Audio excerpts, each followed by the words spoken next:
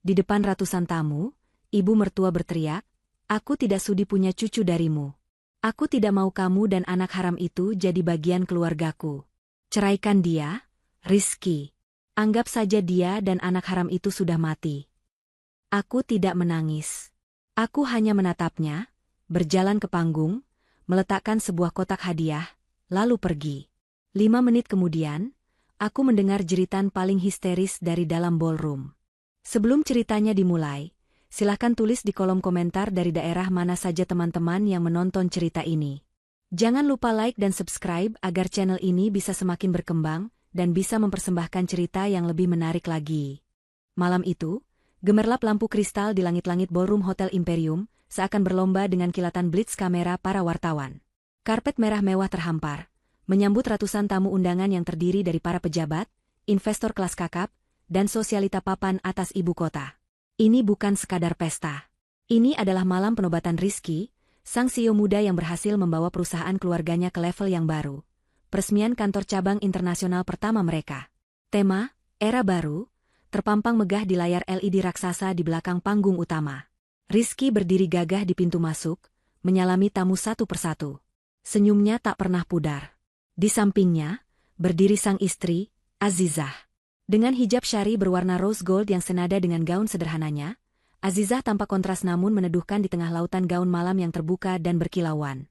Dia adalah definisi ketenangan. Namun malam ini, tangannya yang menggenggam lengan Rizky terasa sedikit dingin.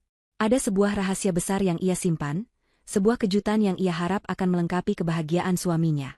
Di meja utama, yang ditempatkan di posisi paling strategis, duduk Ibu Anik. Beliau adalah ratu malam itu, setidaknya begitulah anggapannya. Dengan sanggul tinggi yang ditata sempurna dan berlian yang menghiasi leher serta jemarinya, Ibu Anik mengawasi seluruh ruangan dengan tatapan elang. Matanya tajam, menginspeksi setiap tamu, setiap hidangan, dan terutama, setiap gerak-gerik menantunya, Azizah.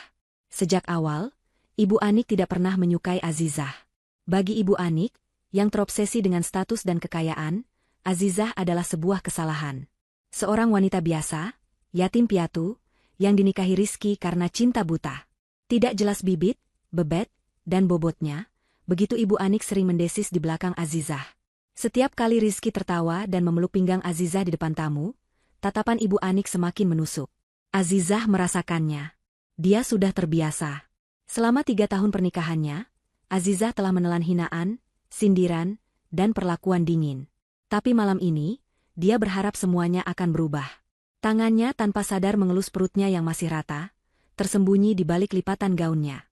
Semoga, dengan hadirnya dirimu, Nak, hati ibu akan luluh. Semoga cucu pertama ini bisa menjadi jembatan, batin Azizah. Rizky menggenggam tangannya, membuyarkan lamunannya. "Sayang, kamu baik-baik saja? Kamu terlihat pucat," bisik Rizky, matanya memancarkan kekhawatiran tulus. Azizah tersenyum. "Aku baik-baik saja, Mas. Hanya sedikit gugup. Pestanya luar biasa. Kamu hebat." "Kita hebat, sayang," koreksi Rizky, mencium kening Azizah, tidak peduli pada puluhan pasang mata yang mengawasi mereka. Dari mejanya, Ibu Anik mendengus. Dia memberi isyarat kepada ayah Rizky, suaminya, yang duduk diam di sebelahnya. "Lihat putramu. Dipermalukan oleh wanita kampung itu. Memeluknya di depan umum. Di mana wibawanya sebagai CEO?" Ayah Rizky hanya menghela napas.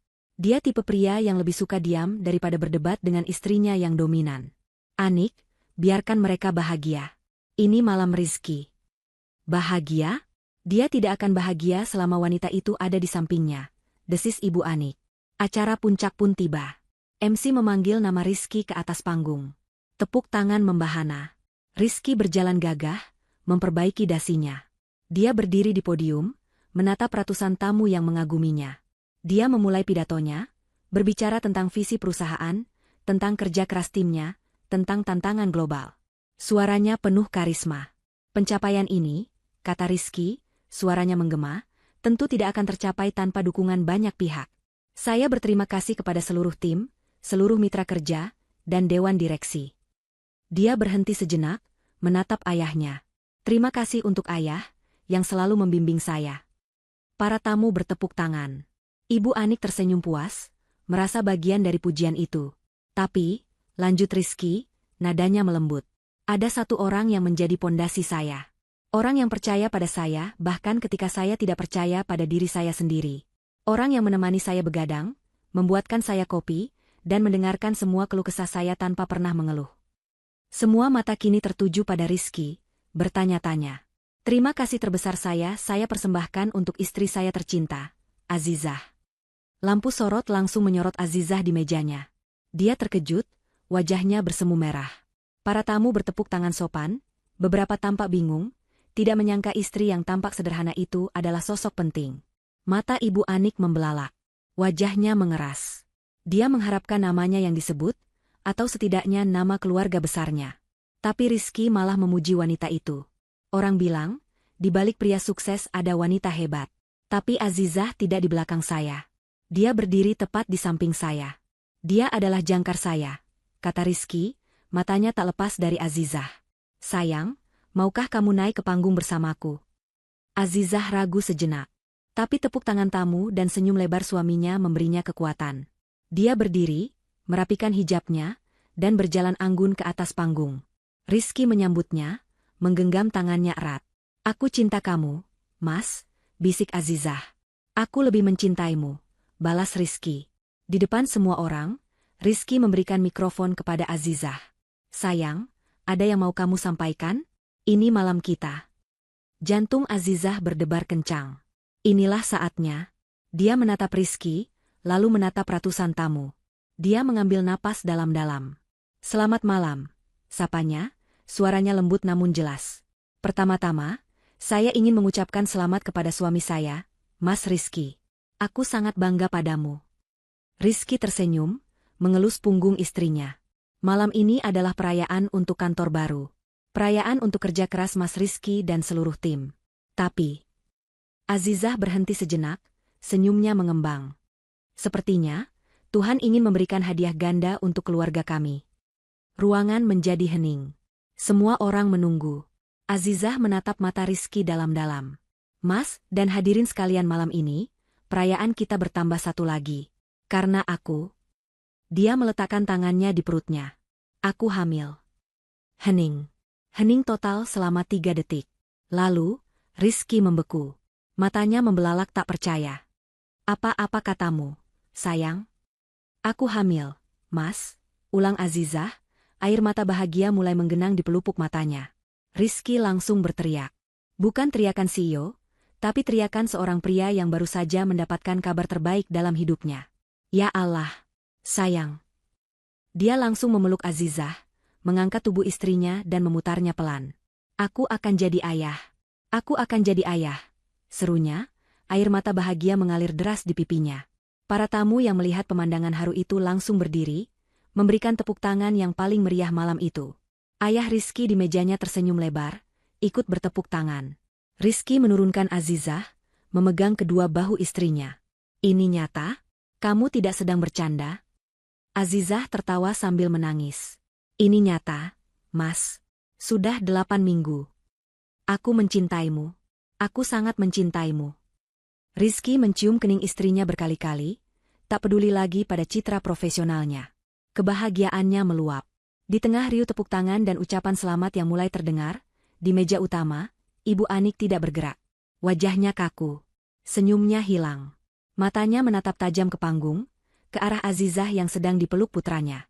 Dia melihat kebahagiaan Rizky, dia melihat kemenangan di wajah menantunya.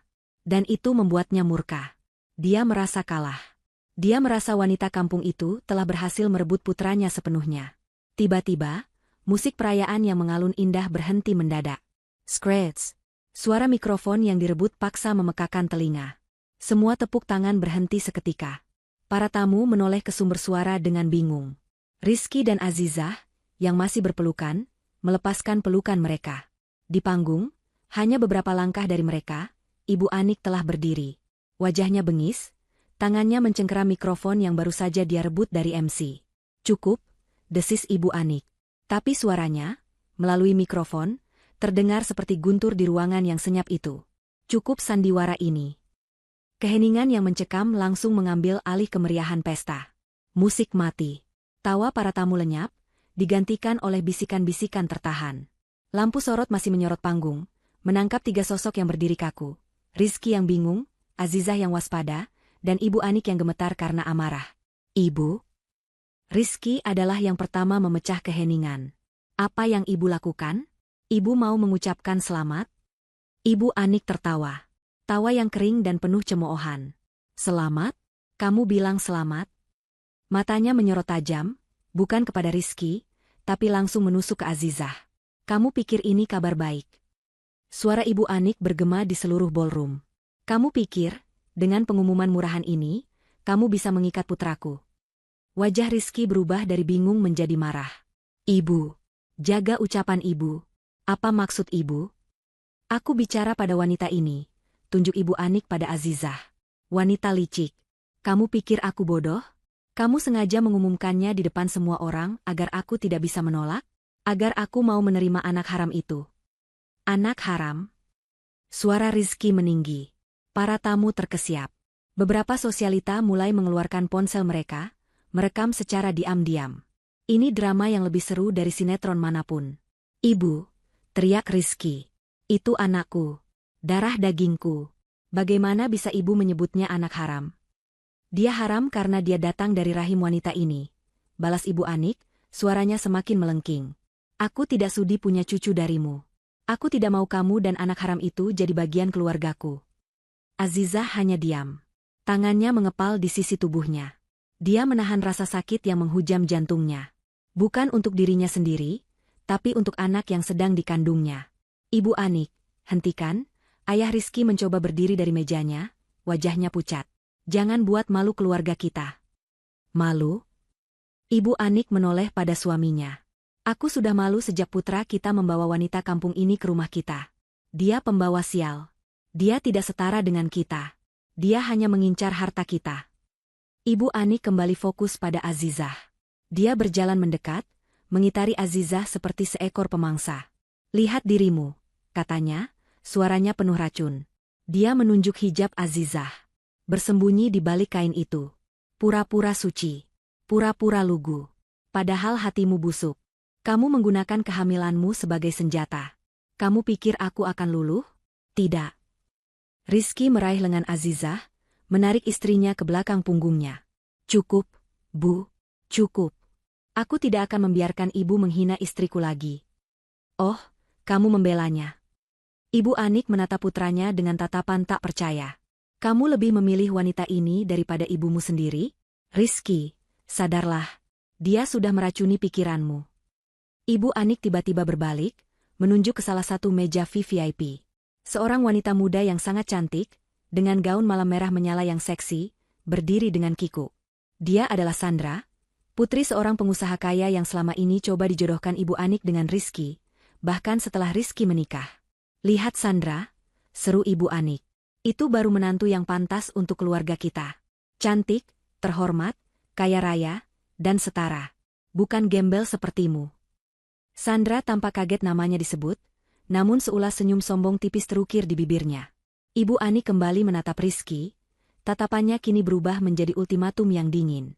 Rizky, ibu perintahkan kamu. Ceraikan wanita ini. Ceraikan dia sekarang juga. Apa? Rizky merasa dunianya runtuh.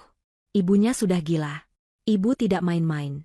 Ibu sudah siapkan pernikahanmu dengan Sandra. Ini demi masa depan perusahaan kita. Ini demi kehormatan keluarga kita. Para investor di sini harus tahu bahwa keluarga kita tidak tercemar oleh darah kotor. Ibu. Rizky gemetar, antara marah dan syok. Dia tidak bisa berkata-kata lagi. Ibu Anik menatap Azizah, yang masih diam membisu di belakang Rizky. Dia memberikan vonis terakhirnya. Ceraikan dia, Rizky, katanya dengan suara rendah namun mematikan. Anggap saja dia dan anak haram itu sudah mati demi kehormatan keluarga kita. Mati. Kata itu terngiang di telinga Azizah. Hatinya yang tadi sakit, kini terasa kebas. Kosong. Dia sudah menahan semuanya. Hinaan pada dirinya. Tapi menyebut anaknya haram, dan menyuruhnya mati, cukup. Semuanya sudah cukup. Azizah melepaskan genggaman tangan Rizky dengan lembut. Rizky menatapnya, bingung. Sayang. Azizah melangkah maju, melewati Rizky, berhadapan langsung dengan Ibu Anik. Wajahnya tenang. Anehnya, Terlalu tenang. Tidak ada air mata. Hanya ada tatapan mata yang datar dan dingin, yang entah kenapa membuat Ibu Anik sedikit gentar. Tapi Azizah tidak mengatakan apa-apa. Dia berbalik, berjalan menuruni tangga panggung. Ruangan itu hening, semua mata mengikutinya. Para tamu mengira dia akan lari sambil menangis. Tapi Azizah berjalan dengan langkah yang mantap. Dia menuju mejanya, mengambil tas tangannya. Dari dalam tas itu, dia mengeluarkan sebuah kotak hadiah berukuran sedang, terbungkus kertas kado sederhana namun elegan. Dia berjalan kembali ke panggung. Ibu Anik menatapnya bingung, bercampur cemooh. Apalagi ini? Kamu mau menyuapku? Azizah berhenti tepat di depan Ibu Anik. Dia tidak menatap mata ibu mertuanya. Dia hanya meletakkan kotak hadiah itu di atas podium yang ada di antara mereka. Ini, bisik Azizah, suaranya terdengar jelas di mikrofon yang masih menyala. Adalah hadiah perayaan yang sesungguhnya untuk ibu. Setelah mengatakan itu, Azizah berbalik. Tanpa menoleh lagi, dia berjalan meninggalkan panggung, berjalan melewati lorong di antara meja-meja tamu, menuju pintu keluar ballroom. Azizah. Rizky tersadar dari syoknya. Dia melihat punggung istrinya yang menjauh. Hatinya menjerit. Dia tidak peduli lagi pada ibunya, pada tamu, pada pesta. Azizah. Tunggu. Azizah. Rizky berlari menuruni panggung, mengejar istrinya, mengabaikan teriakan ibunya di belakangnya. Rizky. Kembali. Rizky, jangan ikuti perempuan itu. Rizky. Pintu ballroom terbuka, lalu tertutup. Rizky dan Azizah telah pergi. Di panggung, Ibu Anik berdiri sendirian. Dipermalukan karena putranya lebih memilih wanita itu. Tapi dia merasa menang. Azizah sudah pergi. Anak durhaka, teriaknya. Dia terengah-engah, mencoba menguasai diri. Para tamu menatapnya. Ayah Rizky menunduk, menutupi wajahnya karena malu. Ibu Anik menatap kotak hadiah yang ditinggalkan Azizah di podium. Dia mendengus. Hadiah? Sampah apa ini? Jimat? Dia merasa perlu mengakhiri drama ini dengan kemenangannya. Dia akan menunjukkan pada semua orang betapa menyedihkannya hadiah dari wanita kampung itu. Dengan gerakan kasar, Ibu Anik merobek kertas kado itu. Di dalamnya ada kotak beludru biru tua. Dia membukanya dengan angkuh, siap untuk menertawakan isinya di depan semua orang. Dia melihat ke dalam kotak. Senyum sombong di wajahnya membeku. Wajahnya, yang tadi memerah karena marah, perlahan berubah menjadi putih. Seputih kertas. Matanya terbelalak menatap isi kotak itu. Tangannya mulai gemetar hebat. Dia melihat lapisan pertama, setumpuk bukti transfer dan tagihan kasino atas namanya. Dia melihat lapisan kedua, foto-foto dirinya bertemu rentenir dan menandatangani surat gadai aset perusahaan secara ilegal. Dan dia melihat lapisan ketiga, di paling dasar. Sebuah kartu nama. Kartu yang sangat dia kenali. Kartu hitam metalik yang hanya dimiliki oleh investor utama, sang pemilik sejati perusahaan yang misterius, yang dikenal dengan inisial AS. Di kartu itu terukir jelas. Nama, Azizah Suryadewi posisi, Chairwoman Owner. Napas Ibu Anik tercekat di tenggorokannya. Lututnya lemas. Wanita yang dia hina? Gadis kampung yang dia sebut gembel? Anak yang dia sebut haram? Tidak. Bisiknya. Tidak mungkin. Dia sadar. Dia baru saja menyuruh pemilik seluruh kekayaannya untuk mati. Tidak aaaa. Jeritan histeris Ibu Anik meledak, memecahkan keheningan ballroom. Jeritan itu bukan lagi jeritan kemarahan. Itu adalah jeritan ketakutan, kehancuran, dan kegilaan. Rizky berlari sekuat tenaga. Dia tidak peduli lagi pada ratusan pasang mata yang menusuk punggungnya. Dia tidak peduli pada teriakan ibunya yang memanggil namanya dengan marah. Yang ada di pikirannya hanyalah Azizah. Punggung istrinya yang tegap namun rapuh itu semakin menjauh, menyusuri lorong hotel yang panjang. Azizah. Tunggu. Teriaknya, suaranya menggema di lorong berkarpet tebal. Azizah tidak berhenti. Langkahnya tetap mantap, seolah-olah dia telah membulatkan tekad yang tidak bisa diganggu-gugat. Dia menekan tombol lift, dan seperti takdir yang mempercepat perpisahan mereka, pintu lift langsung terbuka. Azizah. Tidak. Rizky semakin panik. Dia melompat, menerobos celah pintu lift tepat sebelum pintu itu tertutup sempurna. Napas Rizky terengah-engah. Dia berdiri di dalam kotak logam yang sunyi itu bersama istrinya. Azizah berdiri di sudut, membelakanginya, menatap pantulan dirinya di dinding cermin lift. Rizky bisa melihat wajah istrinya dari pantulan itu. Wajah yang tenang. Terlalu tenang. Tidak ada air mata, tidak ada kemarahan. Hanya kekosongan yang menakutkan. Sayang. Rizky memulai, suaranya bergetar. Dia meraih bahu Azizah. Azizah tidak menepis, tapi tubuhnya menegang. Apa yang terjadi? Kenapa kamu pergi? Jangan dengarkan ibu. Dia sedang tidak waras. Dia tidak bermaksud. Dia bermaksud, potong Azizah, suaranya datar. Dia bersungguh-sungguh dengan setiap katanya, Mas. Tapi dia menyebut anak kita. Rizky tidak sanggup mengulang kata itu. Aku minta maaf, Zah. Aku minta maaf atas nama ibu. Aku.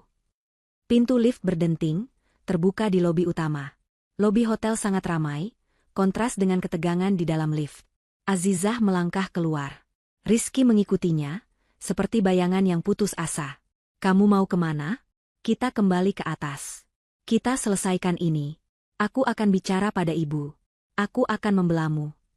Rizky menarik lengan Azizah, kali ini lebih erat, memaksanya berhenti di tengah lobi. Azizah akhirnya berbalik, menatap suaminya. Untuk pertama kalinya malam itu, Rizky melihat sesuatu di mata istrinya. Bukan amarah, bukan kesedihan. Itu adalah kekecewaan. Kekecewaan yang begitu dalam hingga menenggelamkan semua emosi lainnya. Membelaku, tanya Azizah pelan. Kapan, Mas? Setelah anak kita disebut haram? Setelah kita disuruh mati? Kapan pembelaanmu akan datang? Rizky terdiam. Kata-kata itu menusuknya. Dia memang diam terlalu lama di atas panggung. Dia syok, dia bingung antara ibu dan istrinya. Aku syok, Zah. Aku tidak tahu harus berbuat apa. Dan aku tahu, kata Azizah. Itulah bedanya kita. Kamu menunggu. Aku bertindak. Azizah melepaskan pegangan tangan Rizky dengan lembut namun tegas. Dia berjalan menuju pintu putar, di mana seorang petugas hotel sedang membukakan pintu taksi untuknya. Tidak. Kamu tidak bisa pergi. Rizky panik. Dia tidak bisa kehilangan Azizah dan calon anaknya. Dia berlari mendahului Azizah, menghalangi pintu taksi. Zah, kumohon. Jangan pergi seperti ini. Kita bicarakan di rumah. Di mana saja, tapi jangan pergi sendiri. Aku ikut denganmu. Masuklah ke mobilmu, Mas. Aku akan pulang ke rumah orang tuaku, kata Azizah, menyebut sebuah tempat yang Rizky tahu sudah lama tidak ada. Orang tua Azizah sudah meninggal. Itu adalah cara halus Azizah untuk berkata, aku tidak akan pulang ke rumahmu. Tidak. Aku tidak akan membiarkanmu pergi, kata Rizky. Dia mengeluarkan kunci mobilnya, menekan tombolnya. Mobil mewahnya yang terparkir di jalur VIP berbunyi. Kita pergi dengan mobilku. Aku akan mengantarmu kemanapun kamu mau. Tapi kamu tidak akan pergi tanpaku. Tidak malam ini. Ada perdebatan batin di mata Azizah. Dia lelah. Sangat lelah. Dia hanya ingin pergi dari tempat ini. Akhirnya, dia mengangguk pelan. Berdebat di lobi hotel adalah hal terakhir yang dia inginkan. Mereka berjalan dalam diam menuju mobil. Rizky membukakan pintu untuk Azizah dengan sikap satria yang terasa hampa malam itu. Dia masuk ke kursi pengemudi, menyalakan mesin. Keheningan di dalam mobil terasa lebih menyesakan daripada kebisingan pesta di lantai atas. Rizky mengemudikan mobil, menjauh dari hotel. Maafkan aku, Zah. Rizky memecah keheningan setelah 15 menit berkendara tanpa tujuan. Aku bersumpah. Aku tidak tahu ibu akan melakukan itu. Aku tidak tahu dia punya rencana menjodohkanku dengan Sandra. Itu gila. Azizah hanya menatap keluar jendela, melihat lampu-lampu kota yang berlarian. Dan kota itu apa isinya? Zah? Kenapa ibu sampai berteriak seperti itu? Tanya Rizky. Dia melihat ibunya berteriak histeris dari spion imajinernya sebelum dia keluar dari ballroom. Azizah menarik napas panjang. Dia menoleh, menatap suaminya.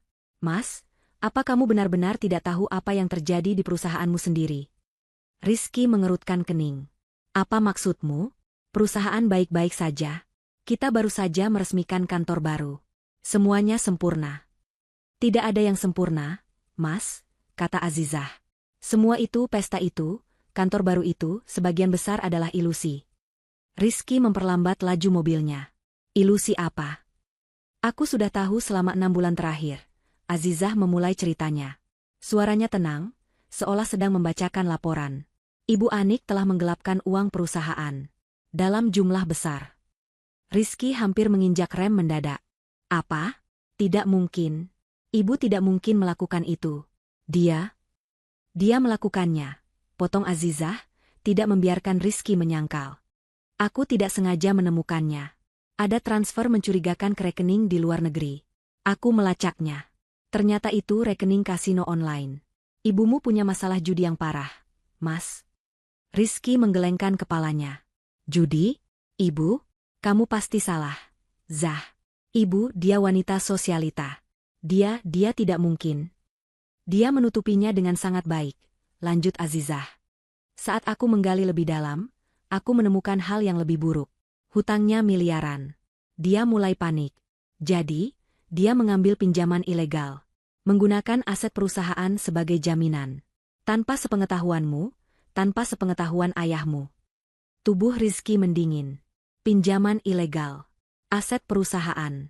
Pesta malam ini, kata Azizah. Kantor baru yang megah itu. Itu semua adalah kedok. Cara Ibu Anik untuk menunjukkan kepada para investor bahwa semuanya baik-baik saja, padahal perusahaan sedang diambang kehancuran. Pinjaman itu akan jatuh tempo minggu depan. Rizky menepikan mobilnya di pinggir jalan yang sepi. Dia mematikan mesin. Dia menatap Azizah dengan ngeri. Bagaimana kamu tahu semua ini? Kamu akuntan, tapi...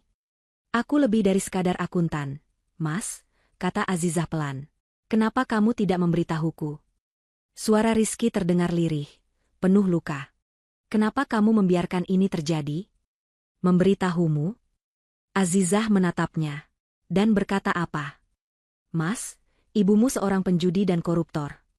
Bagaimana reaksimu? Kamu akan membelanya. Kamu akan menyalahkanku karena menuduh ibumu. Sama seperti kamu yang terdiam di panggung tadi. Rizky tidak bisa membantah. Aku diam, lanjut Azizah. Aku diam karena aku mencintaimu. Aku mencoba memperbaiki kekacauan ini dari belakang. Aku menggunakan keahlianku untuk menutupi jejak hutang itu sementara waktu, mencari cara untuk membayarnya tanpa menghancurkan nama baik keluarga. Lalu, kenapa sekarang? Zah? Kenapa di pesta? Karena kehamilanku, bisik Azizah, tangannya kembali mengelus perutnya. Aku pikir, ini adalah kesempatanku. Aku pikir, dengan kabar cucu pertama, hatinya akan luluh. Aku pikir, dia akan sadar dan mau berhenti. Aku akan bicara baik-baik dengannya setelah pesta. Aku akan menawarkan bantuan untuk membersihkan namanya. Azizah tertawa getir. Betapa naifnya aku.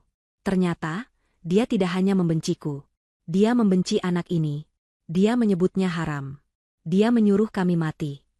Mata Azizah akhirnya berkaca-kaca. Dia tidak akan berubah, Mas. Dia sudah terlalu jauh. Dan aku tidak akan membiarkan dia membahayakan anakku. Aku tidak akan membiarkan anakku lahir dalam keluarga yang penuh kebusukan dan kebencian. Jadi, kotak itu. Rizky akhirnya mengerti. Kotak itu adalah hadiah terakhirku, kata Azizah. Isinya semua bukti. Bukti penggelapan, bukti hutang judi, bukti pinjaman ilegal. Bahkan bukti rencananya untuk menjebakmu atau aku jika semuanya terbongkar. Termasuk perjanjiannya dengan Sandra. Rizky memejamkan matanya. Dia merasa mual. Ibunya sendiri merencanakan kehancurannya. Aku memberikannya di depan semua orang, kata Azizah. Di depan para investor yang dia tipu. Aku memberinya pilihan, akui perbuatannya dan minta maaf, atau hancur bersama kesombongannya. Sepertinya, dia memilih yang kedua. Keheningan melanda mobil itu. Rizky mencoba mencerna semuanya. Ibunya adalah seorang kriminal. Perusahaannya diambang bangkrut. Istrinya, Zah, Rizky menoleh, menatap istrinya dengan pandangan baru. Ada begitu banyak hal yang tidak dia ketahui tentang wanita yang tidur di sebelahnya selama 3 tahun ini. Kamu bilang, kamu lebih dari sekadar akuntan. Dia teringat jeritan histeris ibunya. Jeritan itu bukan hanya karena malu. Itu jeritan teror. Di dalam kotak itu, tanya Rizky, suaranya pelan. Selain semua bukti itu, apa lagi yang ada di dalamnya? Apa yang membuat ibu begitu ketakutan? Azizah menatap lurus ke depan. Di dasar kotak itu, lanjut Rizky. Aku melihatnya sekilas sebelum aku lari mengejarmu. Ada kartu nama. Kartu hitam. Bertuliskan, Azizah Suryadewi. Dan jabatan di bawahnya. Rizky menelan ludah. Jabatannya tertulis. Owner. Azizah, tanya Rizky, jantungnya berdebar. Siapa kamu sebenarnya? Kembali ke ballroom Hotel Imperium, jeritan Ibu Anik masih menggema di dinding-dinding yang megah. Itu adalah suara yang tidak akan pernah dilupakan oleh siapapun yang hadir malam itu. Suara hewan yang terluka, terpojok, dan putus asa. Ayah Rizky adalah yang pertama mencapai panggung. Wajahnya pucat, kakinya gemetar. Dia melihat istrinya yang kini terduduk lemas di lantai, menatap kosong ke dalam kotak bludru biru tua. Anik, ada apa? Apa isi kotak itu? Tanyanya, suaranya bergetar. Dia melongok ke dalam kotak. Matanya langsung tertuju pada tumpukan kertas di lapisan atas. Sebagai direktur keuangan yang, meskipun lemah, tidak bodoh, dia langsung mengenali kop surat bank dan angka-angka yang tercantum. Itu adalah rekening rahasia. Itu adalah bukti transfer dana perusahaan ke rekening pribadi. Ya Tuhan, Anik, apa yang telah kamu lakukan? Bisik ayah Rizky, tubuhnya merosot. Para tamu di meja terdekat, yang terdiri dari investor utama dan mitra bisnis penting, tidak bisa lagi menahan rasa penasaran mereka. Mereka mulai beranjak dari kursi, mendekati panggung dengan dalih ingin menolong Ibu Anik. Minggir, beri beliau udara, kata salah satu investor, namun matanya langsung melirik ke dalam kotak yang terbuka itu. Apa itu? Laporan ban? Tanya yang lain. Itu tagihan dari kasino di Makau. Seru seorang wanita sosialita yang matanya jeli. Kepanikan mulai menjalar. Para investor yang telah menanamkan miliaran rupiah di perusahaan itu saling berpandangan. Wajah mereka mengeras. Apa maksudnya ini? Tanya seorang pria parubaya yang paling dihormati, mewakili konsorsium investor. Apa yang terjadi di sini? Ayah Rizky, dengan tangan gemetar, mencoba menutup kotak itu. Ini hanya kesalahpahaman. Istri saya, dia sedang tidak sehat. Tidak sehat? Ibu Anik tiba-tiba tertawa, tawa yang mengerikan. Dia bangkit berdiri, rambutnya acak-acakan, riasannya luntur oleh keringat dingin. Dia menjebakku, teriaknya, menunjuk ke pintu keluar tempat Azizah menghilang. Wanita ular itu. Azizah.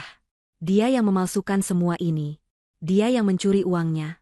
Dia mau merebut perusahaan kita. Dia mencengkeram lengan suaminya. Katakan pada mereka, yah, katakan bahwa aku tidak bersalah. Wanita itu yang jahat. Dia gila. Tapi tidak ada yang percaya. Bukti di dalam kotak itu terlalu jelas. Tanda tangan Ibu Anik tertera di beberapa dokumen pinjaman. Wajahnya terpampang di foto-foto pertemuan dengan rentenir. Di sudut ruangan, Sandra, wanita pilihan Ibu Anik, mulai bergerak diam-diam. Wajahnya pucat. Dia tahu namanya ada di dalam kotak itu. Dia melihat foto dirinya dan Ibu Anik menandatangani perjanjian pembagian aset. Dia harus kabur. Dia berjalan cepat, berusaha terlihat normal, menuju pintu keluar samping. Tapi saat dia hampir mencapai pintu, dua pria berjas hitam dengan AirPH, yang tampak seperti petugas keamanan hotel, melangkah, menghalangi jalannya dengan sopan namun tegas. Maaf, Ibu Sandra. Acara belum selesai. Semua tamu diminta untuk tetap di tempat, kata salah satu dari mereka. Saya harus ke toilet, kilas Sandra. Toilet ada di sebelah sana, Bu, kata pria itu, menunjuk ke arah yang berlawanan. Sandra terperangkap. Kekacauan di panggung semakin menjadi. Para investor kini berkerumun. Mereka tidak lagi peduli pada sopan santun. Ini penipuan, teriak salah satu dari mereka. Saya mau uang saya kembali. Panggil polisi. Panggil pengacara. Ayah Rizky terpojok. Dia menatap istrinya dengan tatapan ngeri. Anik, katakan padaku ini tidak benar. Dia iblis. Raung Ibu Anik, kini benar-benar kehilangan akal sehatnya. Dia menunjuk ke kartu nama hitam di dasar kotak. Dia bukan manusia. Dia menipuku. Dia menipu kita semua. Para tamu bingung. Siapa yang menipu siapa? Tiba-tiba, di tengah keributan itu, seorang pria yang sejak tadi berdiri tenang di dekat tim audio, melangkah naik ke panggung. Dia mengenakan setelan jas yang rapi, berkacamata, dan membawa tablet di tangannya. Dia mengambil mikrofon dari podium. Tap, tap, tap. Dia mengetuk mikrofon itu pelan. Suara ketukan itu, diperkuat oleh sound system, berhasil menghentikan keributan. Semua mata tertuju padanya. Selamat malam, sapanya. Suaranya tenang, profesional, dan penuh wibawa. Mohon perhatiannya sebentar. Ruangan menjadi hening. Perkenalkan, lanjutnya, nama saya Bima. Saya adalah kuasa hukum yang mewakili kepentingan investor utama di perusahaan ini. Para investor saling berpandangan. Investor utama? Siapa? Ibu Anik menatap pria itu dengan mata liar. Kamu pasti kaki tangannya. Kamu bagian dari rencana busuknya. Bima mengabaikan Ibu Anik. Dia menatap lurus ke ayah Rizky. Tuan, katanya, menunjuk ayah Rizky. Dan terutama Anda, Ibu Anik. Selama ini, klien saya telah memberikan kepercayaan penuh kepada keluarga Anda untuk menjalankan perusahaan. Klien saya menginvestasikan dana yang sangat besar dengan satu syarat, integritas. Bima menekan sesuatu di tabletnya. Layar LED raksasa di belakang panggung, yang tadi menampilkan logo, era baru, kini berganti. Menampilkan salinan digital dari isi kotak hadiah itu. Bukti transfer. Tagihan kasino. Perjanjian pinjaman ilegal. Foto-foto Ibu Anik. Semua tamu bisa melihatnya dengan jelas. Mereka terkesiap. Skandal ini jauh lebih besar dari yang mereka bayangkan. Seperti yang Anda lihat, kata Bima. Kepercayaan itu telah dilanggar secara masif. Klien saya telah ditipu. Perusahaan ini telah digunakan untuk mendanai gaya hidup pribadi dan menutupi hutang judi Ibu Anik. Ayah Rizky ambruk ke kursi terdekat. Habis sudah. Dan untuk meluruskan tuduhan Ibu Anik barusan, Bima melanjutkan, suaranya dingin. Klien saya tidak menjebak siapapun. Klien saya hanya mengumpulkan fakta. Bima menatap lurus ke kerumunan tamu. Saya di sini untuk mengumumkan, atas nama klien saya, sang pemilik sejati perusahaan ini. Dia berhenti sejenak, membiarkan ketegangan memuncak. Atas nama Ibu Azizah Suryadewi. Hening. Keheningan yang begitu pekat, seolah seluruh udara telah tersedot keluar dari ruangan. Para tamu membeku. Para sosialita yang tadi bergosip tentang Azizah kini menutup mulut mereka tak percaya. Wanita berhijab sederhana itu? Wanita kampung yang baru saja dihina habis-habisan? Ibu Anik tertawa. Tawa sumbang yang menakutkan. Bohong. Bohong. Dia pembohong.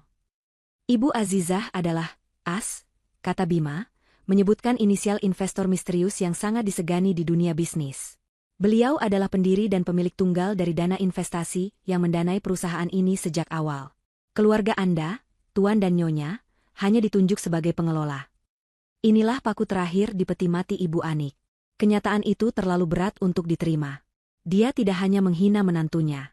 Dia telah menghina bosnya. Dia tidak hanya mencuri dari perusahaan. Dia telah mencuri langsung dari sang pemilik. Dia baru saja menyuruh, mati, wanita yang memegang kendali atas seluruh hidupnya. Pesta malam ini selesai. Umum Bima, suaranya bergema. Atas nama Ibu Azizah, kami mengumumkan pembekuan aset sementara atas nama Ibu Anik. Audit penuh akan segera dilaksanakan. Seluruh aktivitas perusahaan dihentikan sementara. Para investor panik, tapi Bima mengangkat tangannya. Klien saya menjamin dana para investor sekalian aman. Ibu Azizah yang akan menanganinya secara pribadi.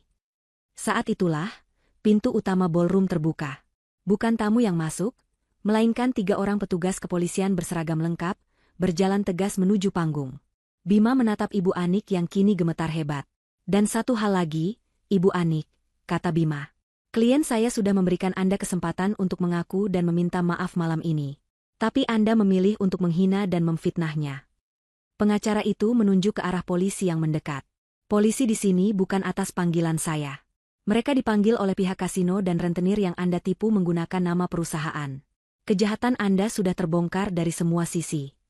Ibu Anik melihat polisi itu. Dia melihat para tamu yang menatapnya dengan jijik. Dia melihat suaminya yang menangis menutupi wajah. Dia melihat kilatan kamera wartawan yang ternyata masih ada di sana. Semuanya berakhir. Kehormatannya, kekayaannya, kebebasannya. Tidak aaak.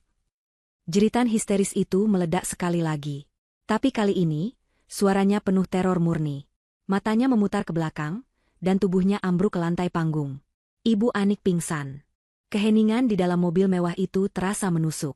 Di luar, kota melaju seperti biasa. Tetapi di dalam, dunia Rizky telah berhenti berputar. Dia menatap wanita di sampingnya. Wanita yang sama yang selama 3 tahun ini memasakkan sarapan untuknya.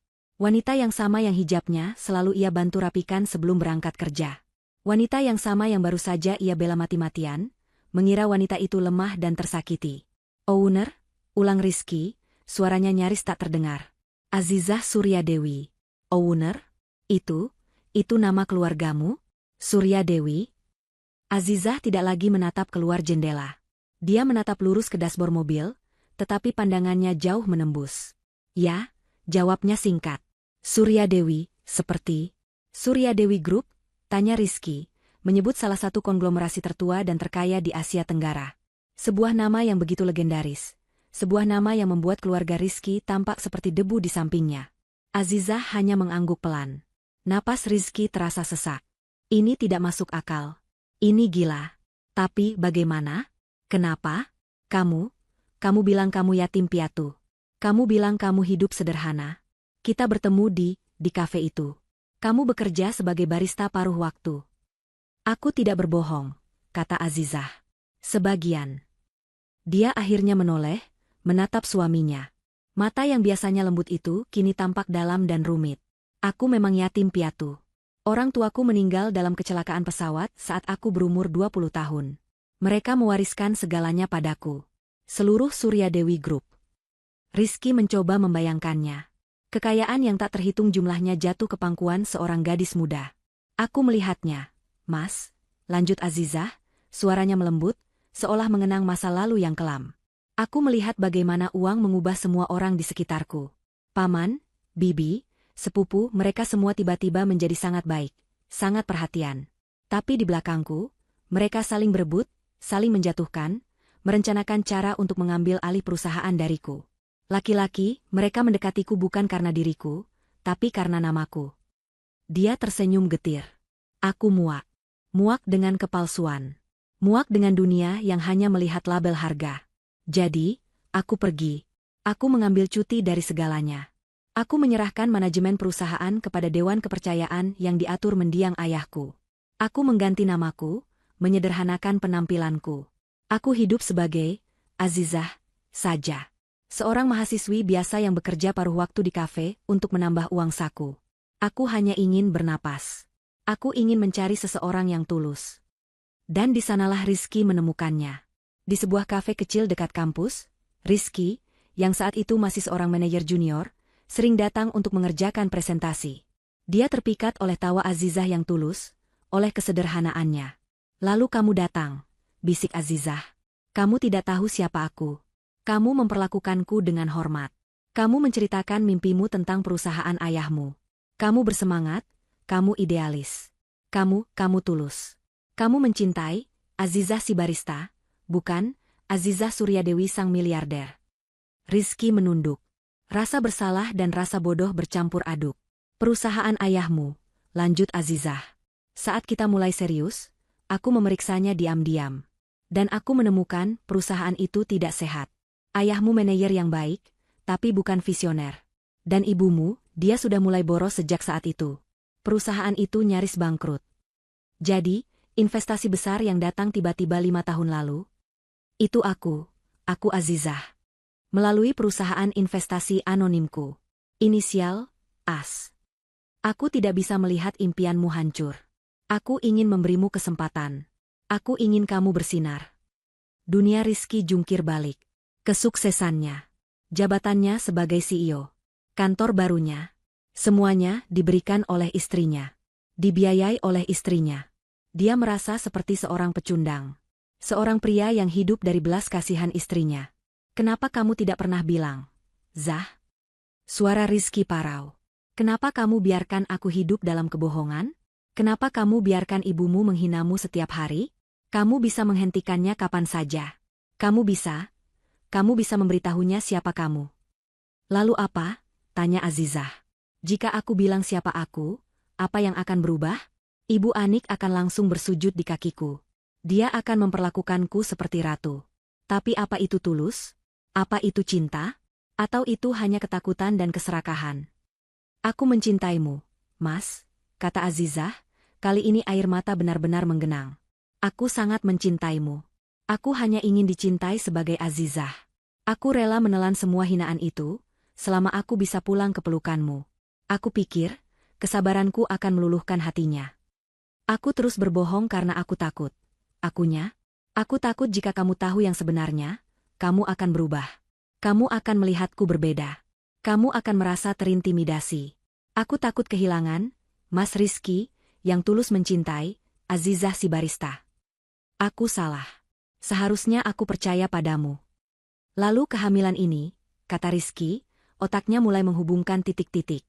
Aku pikir ini saatnya, kata Azizah. Anak ini mengubah segalanya. Aku tidak bisa membiarkan dia tumbuh dalam kebohongan. Aku juga tidak bisa membiarkan ibumu terus menggerogoti perusahaan dari dalam. Aku menemukan kejahatannya 6 bulan lalu. Rizky terbelalak. 6 bulan? Dan kamu diam saja. Aku tidak diam. Sanggah Azizah, suaranya meninggi untuk pertama kalinya. Aku bekerja di belakang layar. Aku menambal lubang yang dia buat. Aku mengalihkan dana pribadiku untuk menutupi pinjaman ilegalnya, agar nama perusahaan tidak hancur. Aku melakukannya untuk menyelamatkanmu, Mas. Untuk menyelamatkan ayahmu. Aku berusaha membersihkan namanya sebelum semuanya meledak. Dia menatap Rizky dengan tatapan terluka. Rencanaku adalah mengumumkan kehamilanku malam ini. Aku berharap itu meluluhkan hatinya. Setelah pesta, aku, kamu, ayah, dan ibu akan bicara empat mata.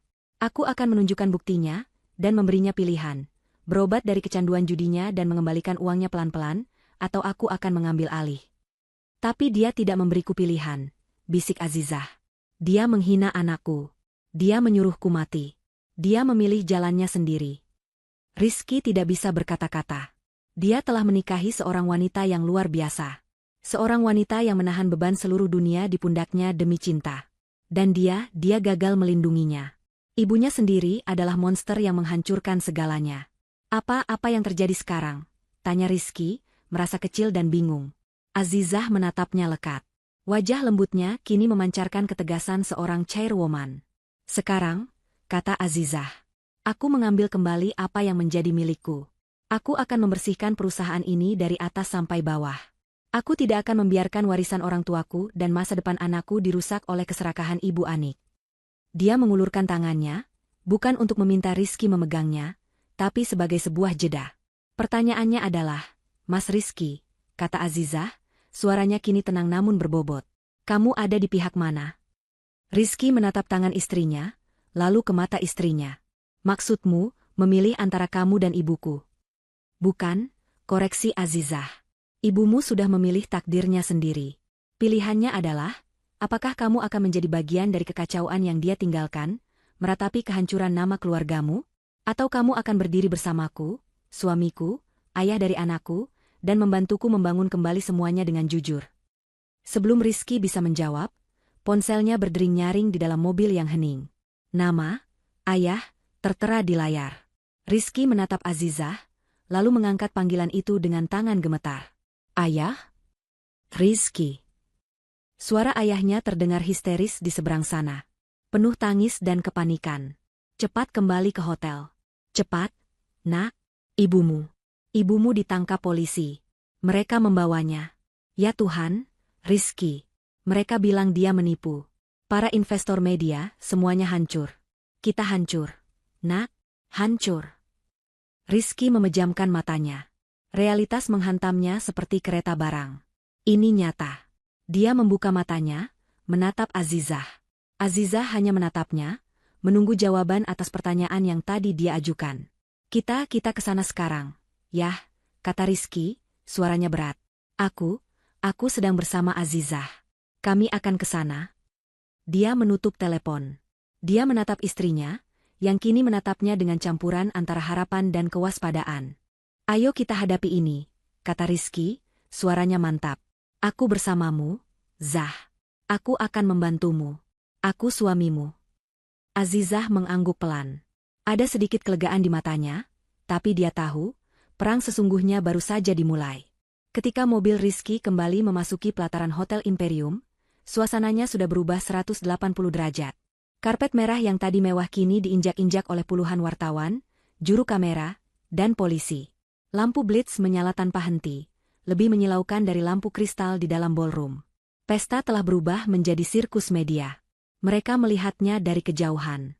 Sebuah mobil polisi baru saja bergerak pelan, menerobos kerumunan. Di kursi belakang, sekilas terlihat Ibu Anik. Rambutnya yang tadi tersanggul rapi kini terurai berantakan. Wajahnya pucat, matanya menatap kosong ke depan, benar-benar syok. Sebuah borgol berkilat di pergelangan tangannya saat dia mencoba menutupi wajahnya dari kamera. Rizky menghentikan mobilnya. Dia tidak sanggup melihat ibunya dipermalukan seperti itu. Hatinya sakit, terlepas dari semua kejahatan yang telah ibunya lakukan. Kita tidak bisa ke sana, kata Azizah pelan, melihat penderitaan di wajah suaminya. Bima akan mengurusnya. Bima? Pengacaraku. Pria yang naik ke panggung tadi, jelas Azizah. Dia yang terbaik. Dia akan memastikan semuanya berjalan sesuai prosedur hukum. Saat itu, mereka melihat ayah Rizky. Dia terduduk di tangga lobi, dikelilingi oleh beberapa investor yang tampak marah dan 2 orang polisi yang sedang mencatat keterangannya. Ayah Rizky terlihat 10 tahun lebih tua dalam sekejap. Dia menangis terseduh-seduh, seorang pria yang hancur. Wibawanya sebagai direktur telah lenyap. Dan di sudut lain, dekat pilar lobi, Rizky melihat Sandra. Wanita pilihan ibunya itu tidak bisa kabur. Dia ditahan oleh 2 pria berjas hitam, yang Rizky sadari adalah tim keamanan pribadi Azizah. Wajah Sandra penuh ketakutan, dia juga sedang diinterogasi. Dia jelas terlibat sebagai kaki tangan. Efek domino yang dipicu oleh kotak hadiah Azizah bekerja lebih cepat dan lebih brutal dari yang dibayangkan. Berita menyebar seperti api. Dalam hitungan menit, semua portal berita online meledak. Skandal peresmian kantor baru, Ibu CEO Anik ditangkap atas penggelapan dana. Terungkap, sosialita Anik terlilit hutang judi miliaran. Investor misterius, AS, adalah Aziz Suryadwi, istri CEO Rizky yang dihina di depan umum. Kejutan terbesar, Azizah Suryadewi adalah pemilik sejati kerajaan bisnis Suryadewi Group. Nama keluarga Rizky, yang selama ini dijaga ibunya dengan obsesif, hancur lebur dalam 1 malam. Tapi nama Azizah Suryadewi, yang tadinya tidak dikenal, kini melambung menjadi topik pembicaraan utama nasional. Kita tidak bisa pulang, kata Azizah, memecah lamunan Rizky. Pasti sudah ada wartawan di rumah kita. Lalu kita kemana? Tanya Rizky, merasa tersesat di kotanya sendiri. Ikuti saja jalanku, kata Azizah. Dia memandu Rizky berkendara, menjauhi pusat kota yang gemerlap, menuju area apartemen yang lebih tenang dan sederhana. Bukan apartemen mewah, tapi sangat privat dan aman. Rizky belum pernah ke tempat ini. Azizah mengeluarkan kartu akses dan mereka naik lift ke lantai 10. Dia membuka pintu sebuah unit apartemen. Rizky tertegun. Apartemen itu tidak besar, mungkin hanya 2 kamar. Tapi sangat rapi, nyaman, dan hangat. Perabotannya sederhana namun berkualitas. Ada buku-buku di rak, dan dapur kecil yang bersih. Tempat apa ini? Tanya Rizky. Ini tempat rahasiaku, kata Azizah. Aku membelinya atas nama yang berbeda jauh sebelum aku menikah denganmu. Ini adalah tempatku menjadi Azizah saja. Tidak ada yang tahu tempat ini. Dia meletakkan tasnya di meja. Anggap ini rumah kita untuk sementara. Sampai badainya reda. Rizky masuk dan duduk di sofa. Dia merasa asing. 3 tahun menikah, dan dia tidak tahu istrinya punya tempat ini. Dia tidak tahu siapa istrinya. Dia melihat ke sekeliling. Tidak ada foto mereka berdua. Tempat ini murni milik Azizah. Azizah berjalan ke dapur, membuka kulkas yang ternyata terisi penuh bahan makanan. Dia mengeluarkan sebotol air mineral dan memberikannya pada Rizky, lalu mengambil satu untuk dirinya sendiri. Dia tidak duduk. Dia berdiri di depan jendela, menatap pemandangan kota dari kejauhan. Rizky menyalakan televisi di apartemen itu. Wajah ibunya langsung memenuhi layar. Cuplikan video amatir dari dalam pesta tadi diputar berulang-ulang. Suara ibunya yang melengking menghina Azizah, menyebut anaknya haram, kini didengar oleh jutaan orang. Diikuti oleh rekaman jeritan histerisnya saat polisi datang. Rizky mematikan televisi itu. Dia tidak sanggup lagi. Dia menatap punggung istrinya. Wanita berhijab itu berdiri tegak, memancarkan aura ketenangan yang menakutkan sekaligus menenangkan. Dia adalah pusat badai. Kenapa, Zah? Tanya Rizky, suaranya lirih. Kenapa harus separah ini? Kamu bisa saja mengambil alih perusahaan diam-diam. Kenapa harus di depan semua orang? Kenapa harus menghancurkan ibuku seperti itu? Azizah berbalik pelan. Wajahnya tidak menunjukkan kemarahan. Hanya kelelahan dan kesedihan yang mendalam. Kamu pikir aku menginginkan ini? Balasnya. Kamu pikir aku menikmati melihat ibumu dibawa polisi? Melihat ayahmu hancur? Melihat namamu terseret dalam lumpur ini? Aku memberinya pilihan, Mas. 6 bulan aku bekerja diam-diam untuk menyelamatkannya. Tapi dia tidak mau diselamatkan. Malam ini, aku memberinya kesempatan terakhir di depanmu. Aku mengumumkan kehamilanku, berharap dia luluh. Azizah berjalan mendekati Rizky. Tapi dia memilih perang. Dia yang merebut mikrofon. Dia yang menghina anak kita di depan ratusan orang. Dia yang menyuruh kita mati. Dia yang memilih untuk membuka aibnya sendiri. Kotak itu, lanjutnya, hanya akan menjadi rahasia antara aku, dia, dan ayahmu jika dia memilih diam dan bicara baik-baik. Tapi dia membukanya dengan angkuh. Dia menantangku. Dia pikir aku gembel yang tidak bisa melawan. Ini bukan pembalasan dendam, Mas, kata Azizah, suaranya tegas. Ini adalah konsekuensi. Aku tidak menghancurkannya. Dia menghancurkan dirinya sendiri. Aku hanya berhenti untuk melindunginya dari kehancurannya sendiri. Ponsel Rizky berdering lagi. Ayahnya. Rizky mengangkatnya dengan ragu. Halo, Yah? Rizky. Ayah ada di kantor polisi? Suara ayahnya pecah. Polisi menyita segalanya. Rumah kita disegel. Rekening kita dibekukan. Mobil-mobil. Semua disita. Ayah tidak punya apa-apa lagi. Ayah bahkan tidak punya uang untuk menyewa pengacara bagi ibumu. Ayah Rizky menangis histeris. Tolong ayah, nak, kamu pasti masih punya uang. Tolong ibumu. Dia terus memanggil namamu. Rizky memejamkan mata. Dia menatap rekening banknya di ponsel. Saldonya besar. Tapi dia sadar, gaji CEO yang dia terima selama ini berasal dari uang istrinya. Dia tidak punya apa-apa. Dia menatap Azizah, yang berdiri diam, mengamatinya. Apa yang akan kamu lakukan, Mas? Tanya Azizah lagi, suaranya tenang. Rizky menarik napas panjang. Dia tahu, jawaban yang dia berikan akan menentukan sisa hidupnya. Dia tidak bisa menyelamatkan ibunya dari penjara. Tapi dia bisa memilih untuk tidak tenggelam bersamanya. Ayah, kata Rizky ke telepon, suaranya berat namun mantap. Dengarkan aku. Ibu harus menghadapi perbuatannya. Aku tidak bisa membantunya dengan cara yang ayah mau. Apa maksudmu? Nak, ini ibumu. Dan Azizah adalah istriku. Ibu dari calon cucu ayah, kata Rizky tegas. Ibu telah mencoba menghancurkan kami. Aku akan menyewa pengacara untuk ayah, untuk memastikan ayah mendapat keringanan hukum karena kelalaian. Tapi untuk ibu, biarkan proses hukum berjalan. Rizky, kamu anak durhaka. Aku hanya berusaha menjadi suami yang baik, kata Rizky. Dia mematikan teleponnya, mengabaikan teriakan ayahnya. Dia menatap Azizah. Sudah aku putuskan. Aku bersamamu. Katakan padaku apa yang harus aku lakukan. Zah, aku akan lakukan apa saja untuk menebus kesalahan keluargaku. Azizah menatapnya lama.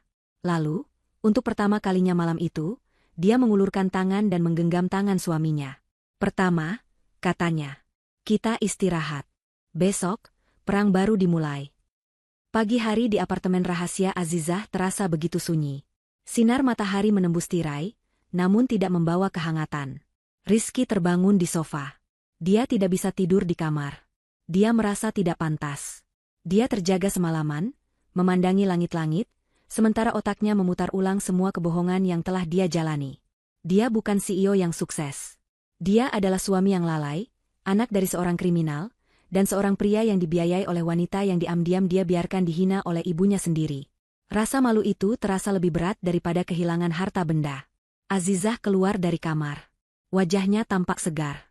Dia sudah mandi, mengenakan gamis rumah yang sederhana dan hijab instan. Dia membawa 2 cangkir teh hangat. Dia meletakkan satu di depan Rizky. Minumlah, Mas. Kamu harus mengisi tenaga, katanya lembut, seolah tidak ada badai yang sedang menerjang mereka. Bagaimana kamu bisa setenang ini? Zah? Tanya Rizky, suaranya serak. Azizah duduk di kursi di seberangnya. Karena panik tidak akan menyelesaikan masalah. Aku sudah melalui ini sebelumnya. Saat orang tuaku meninggal, seluruh keluarga mencoba memakanku hidup-hidup. Aku belajar satu hal, jangan pernah mengambil keputusan saat emosi. Tetap tenang, kumpulkan fakta, dan serang balik saat mereka tidak menduganya. Dia menatap Rizky. Dan aku tidak sendirian sekarang. Aku punya kamu. Dan aku punya dia, katanya sambil mengelus perutnya. Ini memberiku kekuatan lebih dari yang kamu bayangkan. Rizky meraih cangkir teh itu. Dia merasa sedikit harapan. Apa rencanamu? Bima sedang menyiapkan pernyataan resmi. Kita perlu mengendalikan narasinya, kata Azizah. Tapi, mereka terlambat. Azizah menyalakan televisi, kali ini ke saluran berita bisnis. Wajah yang muncul di layar bukan wajah Bima. Itu adalah wajah seorang pria perlente berusia 50-an, dengan senyum licik dan kacamata mahal. Di layar tertulis, pengacara Lukman, kuasa hukum keluarga Anik. Kita lihat, kata Azizah, mengeraskan volume. Pengacara Lukman sedang berada di puncak permainannya. Dia mengadakan konferensi pers dadakan di depan kantor polisi, tempat Ibu Anik ditahan. Selamat pagi, rekan-rekan media, sapanya dengan suara penuh percaya diri. Saya di sini untuk meluruskan fitnah keji yang menimpa klien saya, Ibu Anik, seorang ibu dan istri yang dihormati. Azizah mendengus pelan. Dia cepat. Apa yang kita saksikan tadi malam, lanjut Lukman, bukanlah penegakan hukum. Itu adalah sebuah kudeta. Sebuah rencana jahat yang telah disusun bertahun-tahun oleh satu orang, Azizah Suryadewi. Rizky mengepalkan tangannya. Faktanya adalah, kata Lukman, Ibu Anik dan suaminya adalah yang membangun perusahaan itu dari nol. Mereka bekerja siang dan malam. Bohong, desis Rizky. Itu perusahaan kakekku, dan nyaris bangkrut sebelum. Dia berhenti, sadar bahwa itu adalah uang Azizah yang menyelamatkannya. Lalu, lanjut Lukman, datanglah wanita ini. Seorang wanita yang menyamar sebagai gadis miskin. Dia berbohong tentang identitasnya. Dia menipu putra klien saya untuk menikahinya. Kenapa? Untuk satu alasan, untuk menyusup ke dalam keluarga dan merebut aset mereka. Para wartawan mulai mencatat dengan penuh semangat. Ini adalah narasi baru yang jauh lebih menarik. Ibu Anik, sebagai seorang ibu, tentu saja curiga. Beliau merasakan ada yang tidak beres. Beliau mencoba melindungi putranya. Dan tadi malam, kecurigaannya terbukti. Azizah, yang sadar bahwa penyamarannya akan terbongkar, melancarkan serangan terakhirnya. Semua bukti di dalam kotak itu, kata Lukman, menunjuk ke kamera, adalah palsu.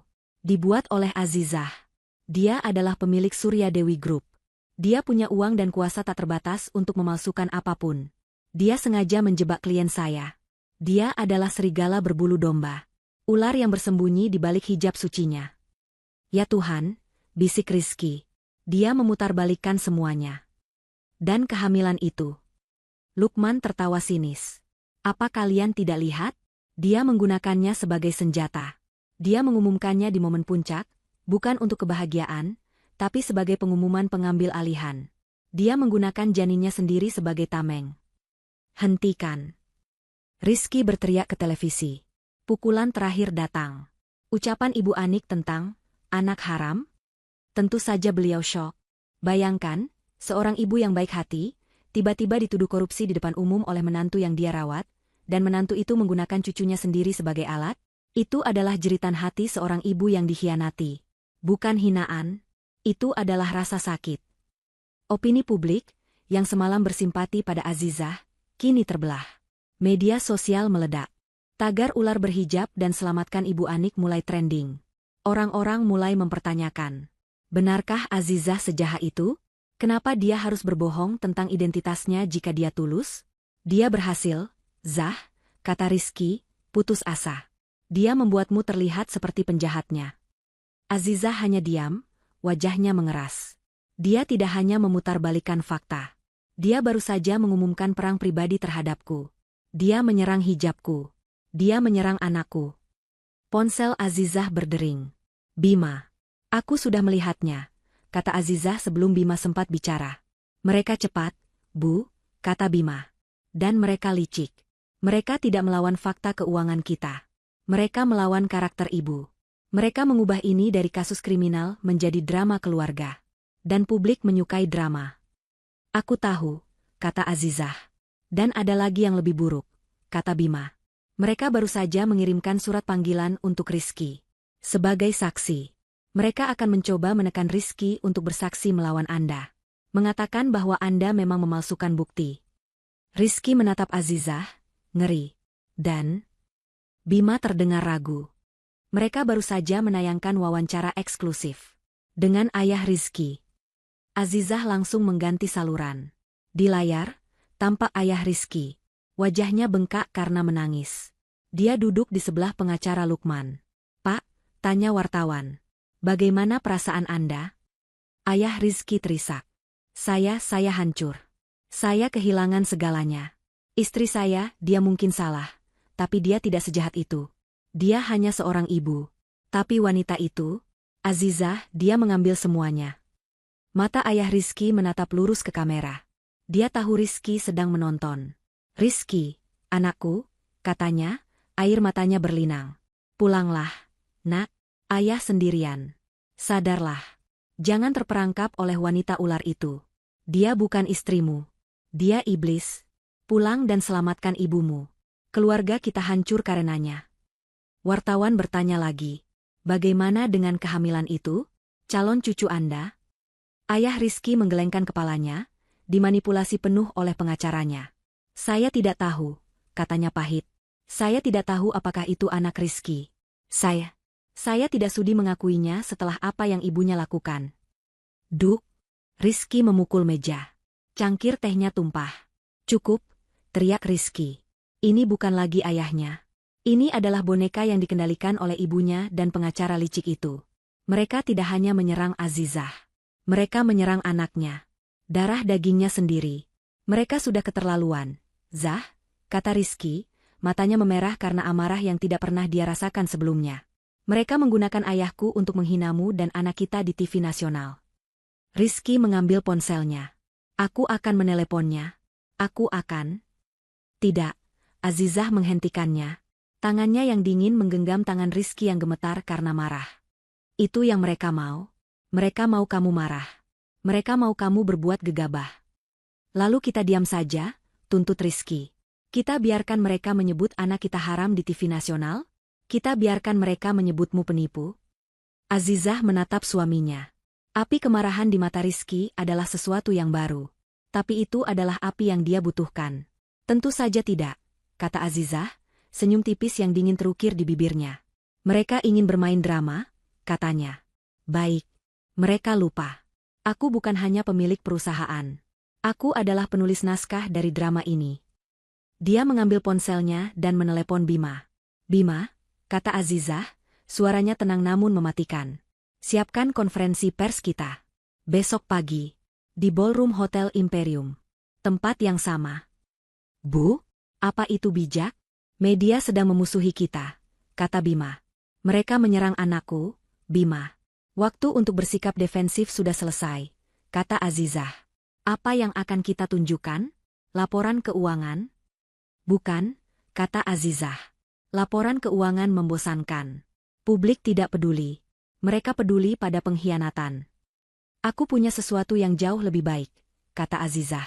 "Masih ingat rekaman yang aku berikan padamu dari kantor Ibu Anik?" Bima terdiam di seberang sana. "Bu, itu bukti pamungkas. Itu bom nuklir. Itu tidak hanya akan membungkam mereka. Itu akan mengubur mereka hidup-hidup." "Itulah rencananya," kata Azizah. "Siapkan rekamannya. Putar di layar LED terbesar yang bisa kamu temukan." Ballroom Hotel Imperium, yang belum genap 36 jam lalu menjadi saksi bisu kehancuran Ibu Anik, kini kembali disesaki manusia. Tapi kali ini, tidak ada tamu undangan mewah. Yang ada hanyalah lautan wartawan, juru kamera, dan reporter. Mereka datang seperti sekawanan piranha yang mencium bau darah. Narasi telah bergeser. Banyak dari mereka yang datang dengan agenda untuk menyudutkan Azizah, sang ular berhijab. Di barisan depan, duduk pengacara Lukman, hadir tanpa diundang. Dia duduk dengan senyum sombong, siap untuk menginterupsi dan menghancurkan konferensi pers Azizah dari dalam. Dia yakin kliennya, Ibu Anik, telah memenangkan perang opini. Pintu di sisi panggung terbuka. Azizah melangkah keluar. Ruangan yang tadi riuh rendah langsung hening. Puluhan kamera menyala bersamaan, menciptakan badai blitz yang menyilaukan. Azizah tidak goyah. Dia mengenakan setelan blazer dan celana panjang berwarna putih bersih, dipadukan dengan hijab senada. Pakaiannya memancarkan aura kekuatan dan kesucian, kontras dengan tuduhan, ular, yang dilemparkan padanya. Dia tampak tenang, berwibawa, dan sangat cantik. Dan yang membuat semua orang terkejut, dia tidak sendirian. Rizky berjalan di sampingnya. Tangannya tidak lepas menggenggam tangan istrinya. Dia mengenakan kemeja sederhana, wajahnya lelah namun tatapannya tajam dan penuh tekad. Dia tidak tampak seperti pria yang terintimidasi. Dia tampak seperti seorang suami yang siap berperang demi istrinya. Mereka berdua duduk di meja yang telah disiapkan di atas panggung. Di belakang mereka, layar LED raksasa yang sama, kini berwarna hitam polos. Bima, sang pengacara, berdiri di podium. Selamat pagi, Bima memulai. Kami mengundang rekan-rekan media hari ini untuk merespon tuduhan-tuduhan liar yang dilayangkan oleh kuasa hukum Ibu Ani kemarin. Sebelum Bima melanjutkan, pengacara Lukman langsung berdiri dari kursinya. Permisi, serunya, sengaja untuk didengar semua orang. Saya Lukman, kuasa hukum Ibu Anik. Sebelum Anda melanjutkan kebohongan Anda, saya ingin bertanya langsung kepada Ibu Azizah. Bima mencoba menghentikannya, tapi Azizah memberi isyarat pelan, mengizinkannya. Lukman tersenyum menang. Dia menatap Azizah. Ibu Azizah Suryadewi. Benar atau tidak, Anda berbohong tentang identitas Anda selama 3 tahun kepada suami Anda sendiri. Para wartawan menahan napas. Azizah mencondongkan tubuhnya ke mikrofon. Suaranya jernih dan tenang. Benar, saya tidak menggunakan nama keluarga saya. Lukman tertawa. Aha, jadi Anda mengaku telah menipu. Dan benar atau tidak, Anda menggunakan uang Anda untuk membuat bukti palsu demi menjebak ibu mertua Anda. Tidak benar, jawab Azizah. Bagaimana kami bisa percaya pada wanita yang sudah mengaku sebagai penipu? Balas Lukman, disambut anggukan beberapa wartawan. Rizky, yang sejak tadi diam, kini mengambil mikrofon. Anda salah, kata Rizky, suaranya berat. Istri saya tidak menipu saya. Saya yang memintanya. Seluruh ruangan kaget. Lukman membeku. Apa maksud Anda? Tanya seorang wartawan. Saya bertemu Azizah, lanjut Rizky, saat saya tahu dia berasal dari keluarga yang jauh lebih terpandang dari saya. Saya yang memintanya untuk merahasiakan identitasnya. Kenapa? Karena saya malu dengan keluarga saya sendiri. Saya tahu ibu saya terobsesi dengan status. Saya ingin ibu saya mencintai Azizah apa adanya, bukan karena nama Suryadewi di belakangnya. Itu adalah kebohongan. Kebohongan brilian yang baru saja diciptakan Rizky di tempat untuk melindungi istrinya. Azizah menatapnya, terkejut sekaligus terharu. Jadi, Rizky menatap Lukman. Istri saya tidak menipu. Dia menghormati permintaan suaminya. Apakah itu salah? Lukman kehilangan kata-kata. Narasi, penipu, itu baru saja patah. Dan mengenai bukti, lanjut Rizky. Anda bilang istri saya memalsukannya. Anda bilang ibu saya adalah korban yang tidak bersalah. Anda bilang hinaan ibu saya di pesta itu hanyalah jeritan hati seorang ibu yang syok. Tentu saja, seru Lukman. Klien saya dijebak. Dia tidak punya niat jahat. Azizah tersenyum. Senyuman yang sangat tipis. Niat, ya, katanya ke mikrofon. Anda ingin bicara soal niat? Dia mengangguk pada Bima. Bima, tolong putar buktinya. Bukti apa lagi ini? Laporan bank palsu? Cemooh Lukman. Bukan, kata Bima. Ini adalah rekaman audio. Diambil dari kamera keamanan tersembunyi yang dipasang di ruang kerja CEO. Kantor yang, secara teknis, adalah milik Ibu Azizah. Pemasangan dilakukan sebulan lalu setelah tim audit kami menemukan anomali keuangan serius. Ini adalah bagian dari investigasi internal yang sah. Bima menekan tombol di laptopnya. Layar LED di belakang mereka menyala. Bukan gambar, hanya visualisasi gelombang suara. Dan kemudian, suara itu terdengar. Jernih. Memenuhi seluruh ballroom. Itu adalah suara Ibu Anik. Rekaman audio mulai. Suara Ibu Anik, wanita gembel itu sudah hamil. Sialan, ini bisa merusak rencana kita. Seluruh ruangan terkesiap. Pengacara Lukman membeku. Suara Sandra, jadi, apa yang harus kita lakukan, Tante? Suara Ibu Anik, kita percepat. Pesta peresmian itu akan jadi panggungnya. Aku akan buat drama. Aku akan permalukan dia sampai dia tidak punya muka lagi. Aku akan bilang anak itu haram. Jeritan tertahan terdengar dari para wartawan. Itu bukan slip lidah. Itu adalah rencana yang disengaja. Suara Sandra, bagaimana jika Rizky membelanya, Tante? Suara Ibu Anik, terdengar tawa kering, Rizky itu anakku. Dia akan bingung. Dia lemah jika sudah menyangkut aku. Saat dia bingung, aku akan hancurkan mental Azizah. Aku akan buat dia lari. Setelah dia pergi, aku akan dorong berkas penipuan yang sudah kita siapkan atas namanya. Dia yang akan masuk penjara. Ayah Rizky, yang menonton siaran langsung ini dari rumah kerabatnya, pingsan. Suara Ibu Anik, anak haram itu, tidak penting. Dia bisa gugurkan. Stres karena tuduhan penipuan biasanya ampuh. Setelah itu, kamu dan Rizky bisa menikah. Semua aset sudah aku atur pindah atas namamu secara bertahap. Kita akan hidup tenang. Rekaman audio berakhir. Keheningan. Keheningan yang begitu pekat dan berat. Suara AC hotel yang berdesis pelan terdengar seperti raungan. Para wartawan menatap layar, lalu ke pengacara Lukman. Wajah pengacara itu pucat pasi. Dia baru saja mendengar kliennya mengaku merencanakan penipuan, pencemaran nama baik, fitnah, dan pemaksaan aborsi. Dia sudah tamat. Rizky menatap lurus ke depan, tangannya menggenggam tangan Azizah begitu erat hingga buku-buku jarinya memutih. Dia baru saja mendengar ibunya merencanakan untuk memenjarakan istrinya dan membunuh cucunya sendiri. Azizah adalah satu-satunya yang tenang. Dia mengambil mikrofon. Itu, katanya, suaranya bergema. Adalah rekaman percakapan antara Ibu Anik dan Sandra. Direkam 2 minggu sebelum pesta perayaan. Dia menatap lurus ke pengacara Lukman, yang kini gemetar dan mulai berkeringat. Anda bilang, lanjut Azizah. Itu adalah jeritan hati seorang ibu, yang syok. Yang saya dengar adalah konspirasi dingin untuk menghancurkan saya, memenjarakan saya, dan membunuh anak saya. Dia berdiri. Rizky ikut berdiri di sampingnya. Ibu Anik bukanlah korban, kata Azizah. Dia adalah predator. Saya diam selama 3 tahun demi cinta saya pada suami saya. Tapi ketika dia mengancam nyawa anak saya tidak akan diam lagi. Bukti ini, beserta bukti keuangan, dan bukti konspirasi dengan Sandra, sudah kami serahkan ke kejaksaan pagi ini. Ini bukan lagi drama keluarga. Ini adalah tindak pidana berlapis. Azizah menatap lurus ke lautan kamera di depannya. Saya tidak berbohong untuk menipu.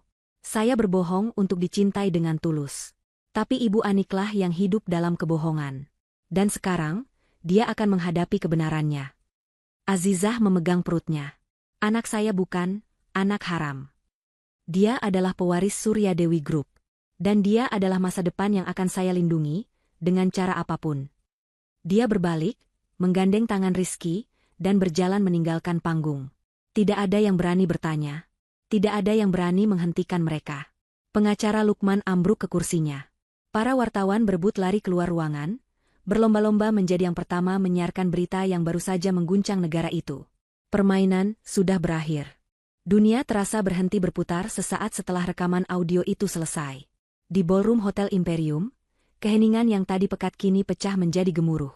Para wartawan, yang tadinya datang untuk menyudutkan Azizah, kini berebut lari menuju pintu keluar. Mereka tidak perlu bertanya apa-apa lagi.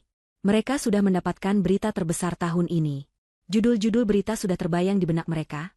Bukan hanya korupsi, Ibu Anik rencanakan pembunuhan calon cucu. Atau, rekaman bom nuklir, pengakuan mengerikan Ibu Anik dan Sandra terbongkar. Pengacara Lukman, yang tadi berdiri angkuh, kini ambruk di kursinya. Wajahnya sepucat mayat. Dia baru saja secara publik membela seorang klien yang terbukti berencana melakukan kejahatan keji. Karirnya, yang dia bangun puluhan tahun, hancur lebur dalam hitungan menit. Dia mencoba menyelinap keluar, namun puluhan wartawan yang tersisa kini mengerumuninya. Pak Lukman, apa Anda tahu soal rekaman ini? Apa Anda akan tetap membela Ibu Anik? Anda terlibat dalam konspirasi ini? Lukman tidak bisa menjawab. Dia didorong, disorot kamera, dan diteriaki. Dia telah tenggelam bersama kapal kliennya. Di sudut lain, Sandra, yang sedang menonton siaran langsung ini dari ruang interogasi kantor polisi, langsung histeris. Dia tahu rekaman itu adalah paku terakhir di peti matinya. Dia langsung ditahan secara resmi, statusnya naik dari saksi menjadi tersangka konspirasi percobaan pembunuhan berencana. Sementara itu, di sebuah rumah kerabat yang sepi, ayah Rizky menatap layar televisi dengan tatapan kosong. Dia baru saja sadar dari pingsannya. Dia telah mendengar semuanya. Dia mendengar suara istrinya sendiri. Merencanakan untuk memenjarakan menantunya, dan yang lebih parah, menggugurkan kandungannya. Dan dia Dia baru saja membela wanita itu di TV nasional. Dia menghina Azizah. Dia menyangkal cucunya sendiri. Rasa malu, ngeri, dan penyesalan yang tak terhingga menghantamnya. Dia bukan hanya seorang suami yang lalai. Dia adalah kaki tangan pasif dari sebuah kejahatan. Dia mengambil ponselnya dengan tangan gemetar. Dia menelepon Rizky. Ponsel Rizky berdering saat dia dan Azizah sudah berada di dalam mobil, meninggalkan hotel. Rizky melihat nama, ayah. Dia menatap Azizah. Azizah mengangguk, angkatlah, Mas. Dia juga perlu menghadapi ini. Rizky mengangkatnya. Halo, Yah? Tidak ada teriakan. Tidak ada tuduhan. Yang terdengar hanyalah suara tangis pria tua yang patah hati. Rizky. Nak, ayah. Ayah minta maaf. Suaranya parau. Ayah tidak tahu. Ayah bersumpah. Ayah tidak tahu ibumu, dia sekejam itu. Ayah. Ayah sudah menghina istrimu. Ayah sudah menyangkal cucu ayah sendiri. Ya Tuhan, ayah dosa apa? Rizky memejamkan matanya. Dia bisa merasakan penderitaan ayahnya. Sudahlah, Yah. Semuanya sudah terjadi. Tidak, Nak, tangis ayah Rizky. Ayah malu. Ayah akan bersaksi. Ayah akan menceritakan semuanya. Ayah akan menceritakan semua yang ayah tahu tentang penggelapannya. Ayah tidak akan membelanya lagi. Ayah hanya minta satu hal. Tolong bawa Azizah ke sini. Biarkan ayah bersujud di kakinya. Biarkan ayah minta maaf sebelum ayah dipenjara. Ayah tidak akan dipenjara, kata Rizky, setelah hening sejenak. Aku sudah bicara dengan Bima. Hukuman ayah adalah kelalaian. Jika ayah bekerja sama dan bersaksi jujur, ayah akan mendapatkan hukuman percobaan. Tapi apa? Nak? Ayah terima. Tapi ayah sudah kehilangan segalanya. Rumah, perusahaan, aset. Semuanya disita. Dan ayah kehilangan aku. Setidaknya untuk saat ini, kata Rizky, hatinya berat. Fokus saja untuk memperbaiki diri, Yah. Aku akan menunjuk pengacara untuk mendampingi ayah. Rizky menutup teleponnya. Dia menatap Azizah, yang menatapnya dengan sedih. Kamu melakukan hal yang benar, Mas. Proses hukum berjalan secepat kilat. Publik menuntut keadilan. Rekaman audio itu, ditambah dengan bukti keuangan yang tak terbantahkan dari kotak Azizah, membuat kasus ini tidak bisa dibantah. Persidangan Ibu Anik menjadi tontonan nasional. Ruang sidang penuh sesak. Ibu Anik masuk, tidak lagi dengan sanggul angkuh dan berlian. Dia mengenakan rompi tahanan berwarna oranye. Wajahnya kuyu, tua, dan penuh kebencian. Dia tidak menunjukkan penyesalan sedikitpun. Sandra, di sidang terpisah, menangis sepanjang waktu. Dia mengaku bersalah dan divonis 7 tahun penjara atas keterlibatannya dalam konspirasi. Ayah Rizky menepati janjinya. Dia bersaksi di bawah sumpah, menceritakan bagaimana dia curiga pada keuangan istrinya tapi terlalu takut untuk bertanya. Dia mengakui kelalaiannya. Dia divonis 1 tahun hukuman percobaan, namun dia telah kehilangan nama baiknya selamanya. Puncaknya adalah sidang vonis Ibu Anik. Jaksa penuntut umum menuntut hukuman maksimal. Yang mulia, kata jaksa, ini bukan hanya kejahatan kerah putih. Ini bukan hanya penggelapan. Ini adalah kejahatan terhadap kemanusiaan. Terdakwa, Ibu Anik, dengan darah dingin merencanakan untuk menghancurkan hidup menantunya, Nyonya Azizah, dan dengan sengaja merencanakan pengguguran paksa, atau pembunuhan, terhadap janin yang dikandungnya. Calon cucunya sendiri. Pengacara baru Ibu Anik mencoba pembelaan terakhir. Dia mencoba mengklaim Ibu Anik tidak waras, bahwa dia mengalami gangguan mental akibat tekanan. Tapi Azizah, yang hadir di ruang sidang bersama Rizky, diminta maju oleh jaksa. Nyonya Azizah, tanya jaksa, apakah Anda percaya Ibu Anik tidak waras? Azizah menatap ibu mertuanya lekat-lekat. Ibu Anik membalasnya dengan tatapan melotot. Tidak, kata Azizah, suaranya tenang dan jelas. Dia tidak gila. Dia hanya jahat. Seseorang yang gila tidak bisa merencanakan penipuan keuangan serumit ini selama berbulan-bulan. Seseorang yang gila tidak bisa memanipulasi media dengan licik. Dia tahu persis apa yang dia lakukan. Dia serakah. Dan keserakahannya membutakan hatinya. Hakim mengetuk palu. Terdakwa Anik, kata hakim, telah terbukti secara sah dan meyakinkan bersalah atas tindak pidana berlapis. Pencucian uang, penggelapan dana perusahaan, pemalsuan dokumen, pencemaran nama baik, dan konspirasi untuk melakukan tindak pidana yang membahayakan nyawa orang lain. Ibu Anik mulai gemetar. Mempertimbangkan semua fakta, lanjut hakim. Termasuk kekejaman dari rencana terdakwa terhadap anggota keluarganya sendiri, dan tidak adanya penyesalan sedikitpun. Ibu Anik menatap Rizky, putranya. Rizky, tolong ibu, nak, ibu ini ibumu. Bilang pada mereka aku tidak bersalah. Rizky. Rizky hanya menatapnya dengan dingin, lalu memalingkan wajahnya dan menggenggam tangan Azizah. Itu adalah jawaban yang menghancurkan Ibu Anik. Putranya telah membuangnya. Menjatuhkan hukuman, suara hakim menggelegar. 20 tahun penjara. Dan denda untuk mengembalikan seluruh kerugian negara dan perusahaan. Tok, tok, tok. Palu diketuk. Ibu Anik menjerit. Jeritan yang sama seperti di ballroom. Jeritan kekalahan. Dia meronta-ronta saat petugas membawanya keluar. Kalian semua akan membayarku. Azizah. Aku akan membunuhmu. Aku akan membunuhmu. Pintu ruang sidang tertutup. Karma telah ditagih. Azizah menghela napas panjang, seolah beban seberat gunung terangkat dari bahunya. Rizky memeluknya erat. Sudah selesai, sayang, bisik Rizky. Sudah benar-benar selesai. 8 bulan kemudian. Angin sore berhembus sejuk, membawa aroma melati dari taman yang terawat rapi. Di halaman belakang sebuah rumah yang indah namun tidak berlebihan, tawa anak-anak kecil terdengar. Ini bukan rumah mewah peninggalan keluarga Rizky yang kini telah disita. Ini adalah rumah baru. Rumah yang dipilih dan dibangun oleh Rizky dan Azizah bersama-sama. Rumah yang terasa seperti rumah. Azizah duduk di teras, tersenyum damai. Hijabnya yang berwarna pastel tampak serasi dengan gaun menyusuinya. Di pangkuannya, terbaring sosok mungil yang damai. Seorang bayi perempuan yang cantik, sehat, dengan mata secerah bintang. Namanya, Aisyah. Cahaya kehidupan mereka. Rizky datang dari dalam, membawa 2 gelas jus mangga. Dia tidak lagi mengenakan setelan CEO yang kaku. Dia mengenakan kemeja katun sederhana. Dia mencium kening Azizah, lalu mengusap lembut pipi putrinya.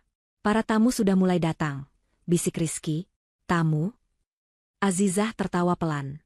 Hanya ada Bima, istrinya, dan beberapa anak yatim dari panti asuhan.